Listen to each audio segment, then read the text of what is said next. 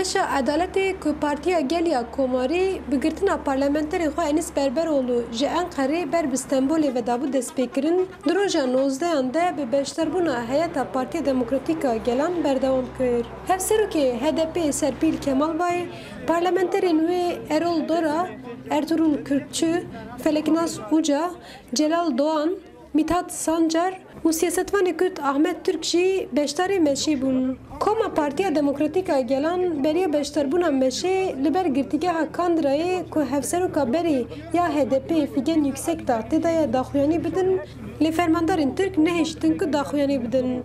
Heyeta HDP û serokê CHP Kemal Kılıçdaroğlu û alîgirên wê li bajarê Kocaeli'ye giştin hev û HDP bi sembolîk bi CHP re meşiya.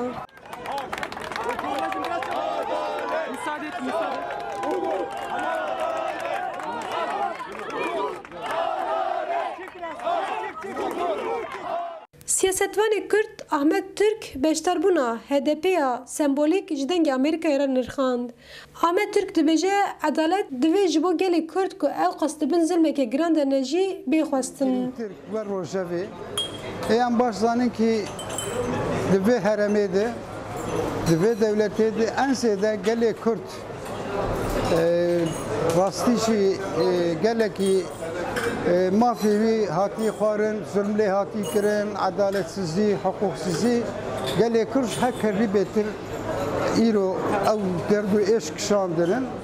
Em dixwazin ki wextek ji bo adaletê meşek çê bibe mafê gelê Kurd û ew siyaseta bandora xerab li ser gelê Kurdê meşandin ew jî ve Rojavê eger adaletsizî em li hemberî wê derdikevin ji bo hemû însana, ji bo hemû gelê, ji bo hemû baweriya em îro xebatek wanî, xebatên nûjen bînin Rojavê.